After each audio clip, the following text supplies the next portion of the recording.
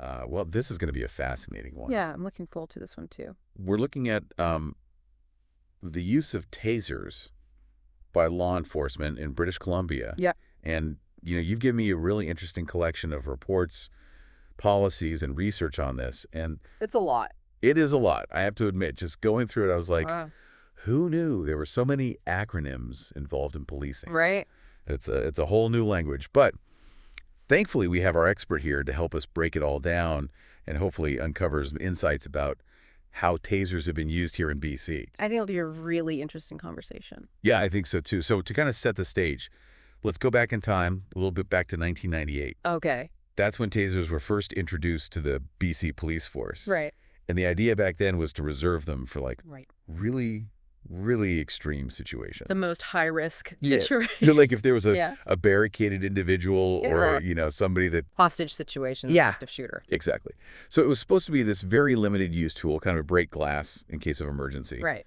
But then if we fast forward to 2007, less than a decade later, Yeah. we see this dramatic increase in both the number of tasers that police have access to Mm. and the number of times that they're actually deploying them. Yeah. It's a pretty significant increase. Yeah, it is. Yeah. So, looking at that, what do you think might have contributed to that shift? Well, I think there are a few things at play. I think there was, perhaps a growing perception that tasers were a safer alternative to firearms. Okay. And maybe there was some pressure to adopt them more widely as a way to potentially reduce injuries Okay. to both officers and suspects. Okay. And I think it's also important to note that at the time, the only brand of taser that was authorized for use in BC was Taser International. Oh, really? Yeah, so that might have also played a role in kind of shaping perceptions and Yeah. practices. Okay, interesting. So we've got this really big increase in just the availability and the use of these things. And I think it's helpful to take a step back and just clarify what we're even talking about here. How do these things actually work? Yeah, absolutely. When a taser is deployed, what's actually happening to the person on the receiving end of that? Well, essentially, a taser delivers this jolt of electricity Okay. that overloads the nervous system, and that's what causes those involuntary muscle contractions that you see. Yeah. So it basically temporarily disrupts the body's ability to control its own movements. Okay. And there are two main ways that a taser can be used, right? That's right. There's what's often called probe mode, which is probably what most people picture when they think of a taser, Yeah. where those two little darts connected to wires shoot out. They Yeah. attach to the person and deliver that shock from a distance. Yeah. And then there's what's called push stun mode, which is where the taser is pressed directly against someone's body, and it creates this incredibly intense, localized pain. But it doesn't have that same full body incapacitating effect as the probes do. Okay, so now that we have kind of a shared understanding of what tasers are and how they work, I think it's important to start looking at some of the legal and ethical issues that are involved here, because using force on another person is a really big deal. Absolutely, and it's especially complex when you're dealing with something like a taser that has the potential to cause significant pain and even injury. Right. So there's a whole web of regulations that govern the use of tasers. Yeah. You've got federal laws, provincial laws, and even international laws that all come into play. It's a lot to untangle. It really is. And speaking of international law, I was really struck by the UN Committee Against Torture's report on taser use. Yeah. They expressed some serious concerns about the potential for tasers to be used in ways that amount to cruel, inhuman, or degrading treatment. Right, and that really highlights the tension that exists when you're trying to balance the need for law enforcement to be able to protect themselves and the public with the need to uphold basic human rights. Yeah, it's a really tough balancing act. And it's interesting because back in those early 2000s when taser use was really starting to ramp up, Yeah. BC didn't even have a consistent province-wide policy on how and when tasers could be used. Right, it was kind of patchwork, Yeah, each police force had its own approach. which, as you can imagine, led to a lot of inconsistency and potential for problems. Yeah, it definitely seems like a recipe for some issues. And, on top of that, we also have these different use of force models that are used in Canada, like the NUFF. Right, the National Use of Force Framework. Yeah, and then the RCMP's Incident Management Intervention Model, the IMI. Yeah, and these models are really important because they provide guidelines for officers on what level of force is considered appropriate Okay. in different situations, depending on how a suspect is behaving. So, if somebody is passively resisting arrest, versus actively resisting arrest versus, like, Exactly. There are these different levels in tasers because of their ability to incapacitate someone. Yeah. They're typically categorized as what's called an intermediate weapon. okay. So they're meant to be used in situations where lower levels of force, like verbal commands or physical restraint, haven't been effective. But obviously, how those models were actually interpreted and applied in practice would have varied depending on the specific police force and their own internal policies. Absolutely. And that lack of consistency was definitely a major concern for a lot of people. Yeah, it makes sense. So we've got this increase in the availability of tasers.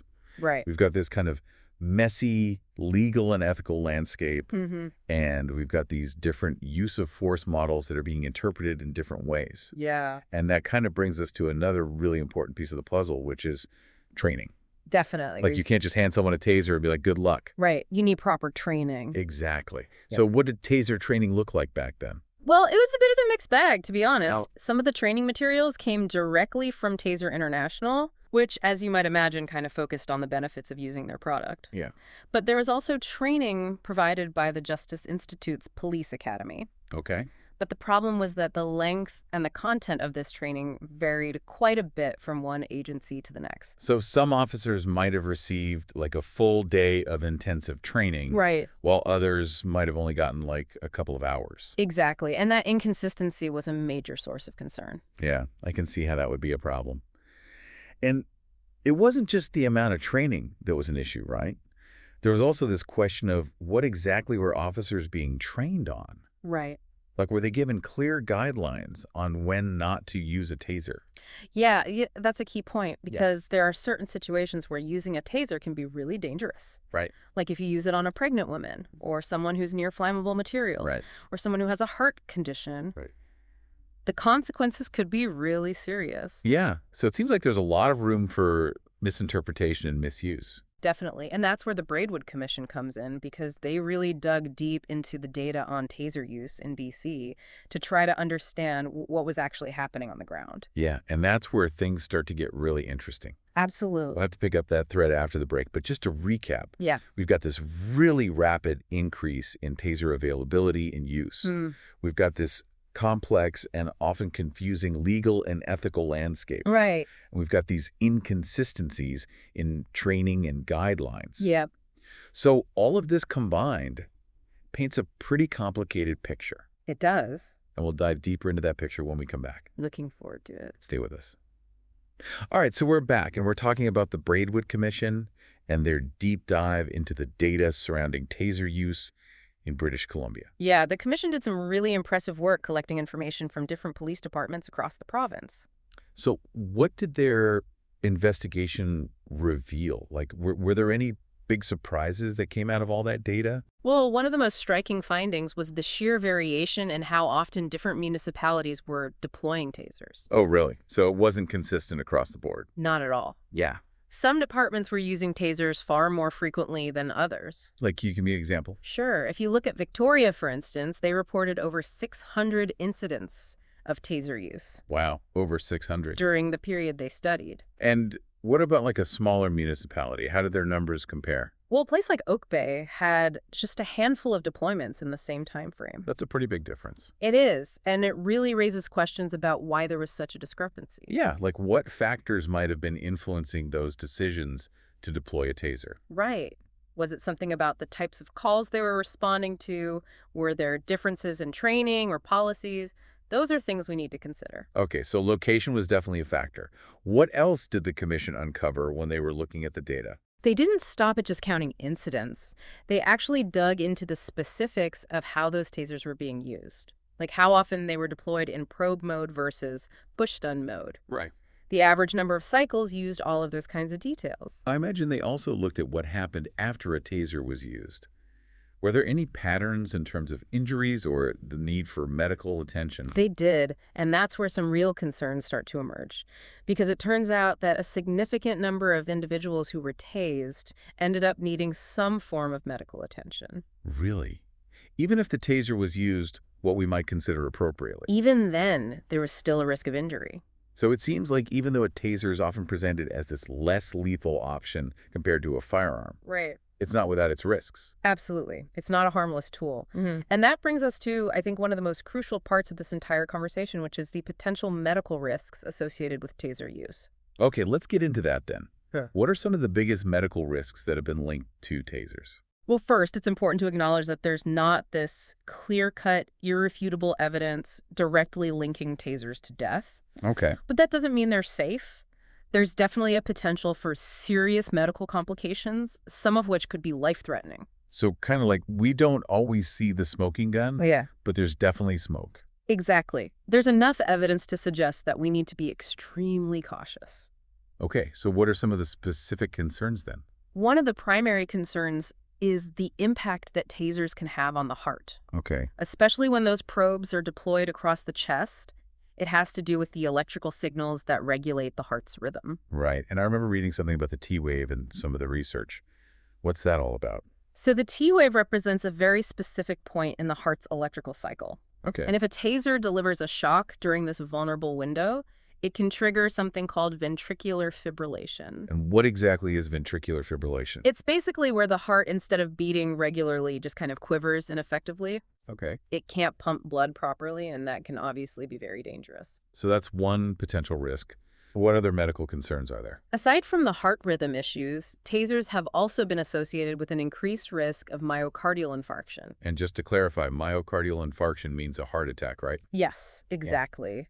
It's not a common outcome, but it's a possibility, especially for people who might already have underlying heart conditions. Okay, so heart problems are definitely a big concern. And what about other potential risks? Well, there's also the possibility of aneurysm, rupture breathing difficulties, even strokes in some cases. Wow, so it's not a short list. It's not. And we also need to consider that certain groups of people are even more vulnerable to these risks. Okay, like who are we talking about? We're talking about children, elderly individuals, pregnant women, and anyone with pre-existing medical conditions. So these are populations that are particularly susceptible to complications from taser use. Absolutely. So it's not a one-size-fits-all kind of tool. Yeah. Right, and it seems like we're getting into this really complex territory now where we have to start weighing the potential benefits of tasers Yeah, against these very real risks. exactly. It's a classic risk-benefit analysis, and it's not an easy one. No, it doesn't sound like it, because on the one hand, you have the argument that tasers can actually help reduce injuries to both officers and suspects Right? because they provide this less lethal option compared to using a firearm. That's the idea anyway, and there's some research to support that claim, but the findings aren't entirely conclusive. So there's still debate about whether they actually live up to that promise. Exactly. And then there's this other concern that's often raised about what's been called the slippery slope of taser use. Okay, I've heard of that. What's the slippery slope? The idea is that once a tool like a taser becomes available, it starts to be used in situations where it might not be absolutely necessary. So instead of being a last resort for those extreme high-risk situations, Right. it becomes more of a go-to option. Exactly. And that's a really big concern when you factor in all of the potential consequences we've just talked about. Yeah, it definitely makes you wonder if the introduction of tasers has really led to a reduction in overall harm. Right. Are we actually better off now than we were before? Those are really tough questions, and I think it's important to acknowledge that we've just scratched the surface of a very complex issue here. We have. There's so many layers to this, and it's important for people to understand the nuances. Yeah, and this is where I think our listeners come in, because we've presented a lot of information today, but it's really up to each individual to grapple with this and form their own opinions. Absolutely. We want people to think critically about this issue and engage in these conversations. So, given everything we've discussed, do you think the introduction of tasers was ultimately a positive development for policing in BC? Do the potential benefits outweigh the risks? Let us know your thoughts. We want to hear from you. This is a conversation that needs to continue, so share your perspective, engage with us online, and let's keep exploring this together. We've examined the evolution of taser use in British Columbia, uncovering a complicated story filled with both promises and pitfalls. We've delved into the data, explored the legal and ethical considerations, and grappled with the potential medical risks. But the story doesn't end there.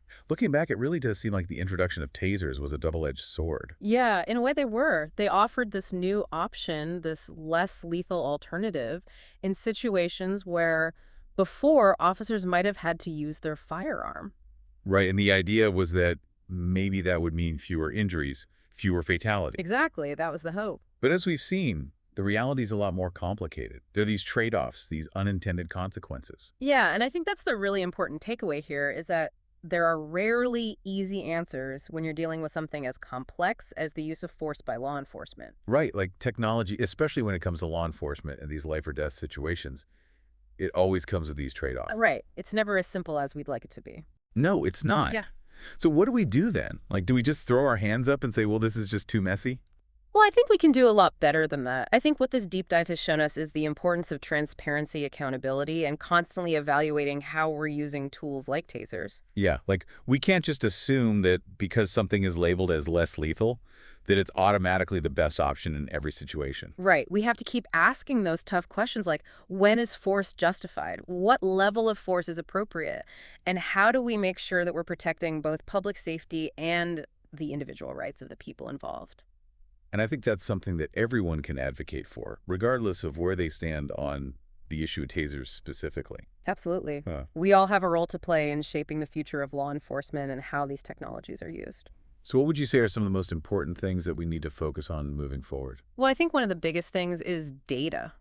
We need more comprehensive data on taser use so that we can really understand the full impact. Yeah, and that data needs to be publicly accessible so that researchers, policymakers, and the public can all scrutinize it. Exactly. We also need more research on the potential medical risks of tasers and how to mitigate those risks. And of course, training is crucial. We need to make sure that officers are receiving adequate and consistent training on when and how to use tasers safely and appropriately. Yeah, and that training needs to be evidence-based and constantly updated as new information becomes available. It's a lot to consider, but it's clear that this conversation needs to continue. Absolutely. The evolution of technology in law enforcement is an ongoing process, and it's up to all of us to stay informed and engaged. Well said. So keep asking those tough questions.